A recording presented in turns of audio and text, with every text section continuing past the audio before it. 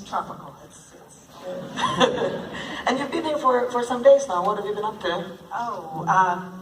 Seeing great movies and walking around sightseeing and eating enormous amounts of food and being treated very well, very well by the festival. So that's lovely to hear. Yes. So I always want to, because I know secretly everyone wants to know this about all foreign talents. When we in Stockholm get great directors that they actually come to our city, we always want to know, so do you have a connection to us? Do you have a connection to Sweden? What's your connection to Sweden? Well, now I have a connection because the cinematographer of Charlie Says, who's in the audience, There he is. Yay, he's waving. Let's give him a...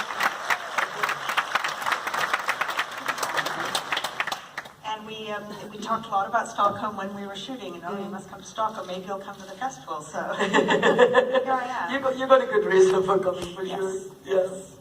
Oh, and there's a Swedish band in Charlie Says, International Harvester, a Swedish psychedelic band. From that time where... from the 60s. So there's some Swedish music in the film as well. Okay, great. Well, that's connection enough.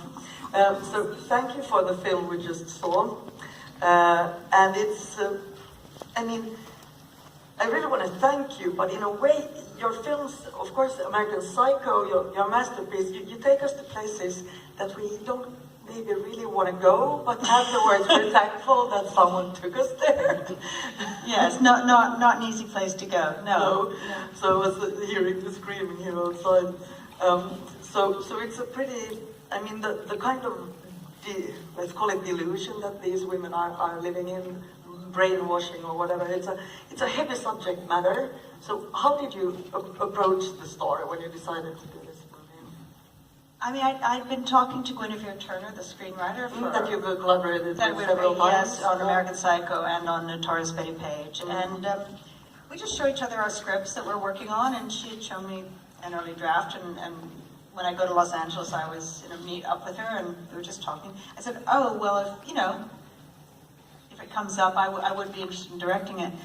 I think I was around, grew up in the 60s and 70s, so the story is part of my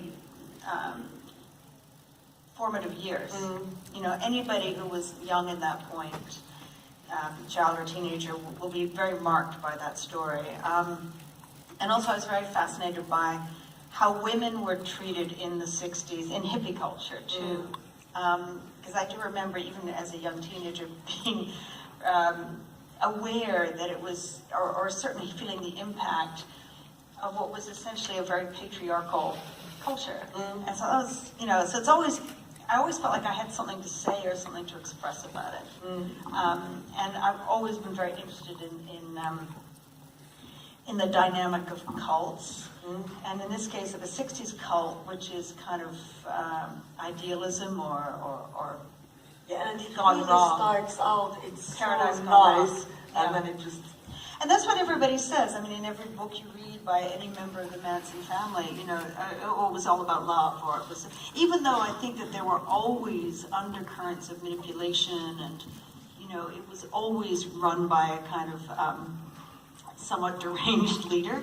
But I think that you can say that. Somewhat very. But I think that in the beginnings that was very, very under the surface, and I think he seemed like a benign Jesus figure or father figure to them, who was giving them permission to have sex and take drugs and be free.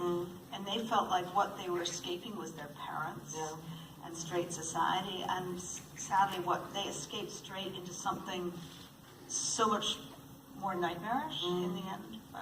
So it's a story. It's the whole story of the dark side of the 60s. And I think it's interesting because right up on stage, the festival director, Keith Shakers.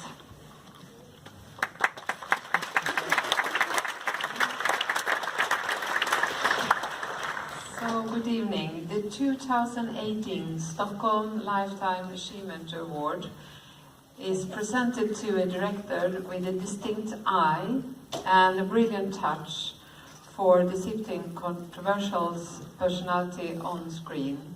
Mary Harron has taken a lot of risks and brought audience to darkest corner of the human psyche.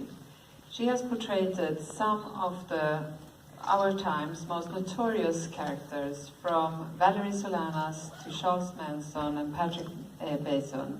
And Mary Harron visited Stockholm International Film Festival in 1996 with the celebrated I Shot Andy Warhol. We were very impressed then, and now, 23 productions later, we have the big pleasure to welcome her back and celebrate her career. And to doing this, we have giving out the bronze horse. Thank you very much.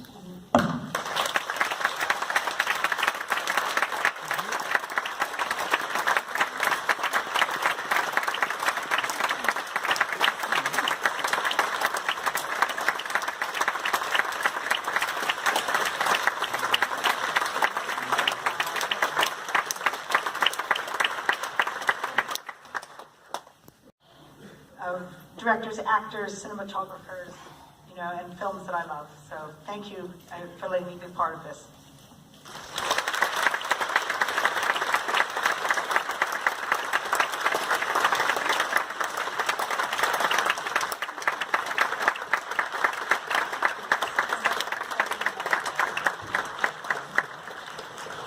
Thank you, everyone. This marks the end of our celebration here.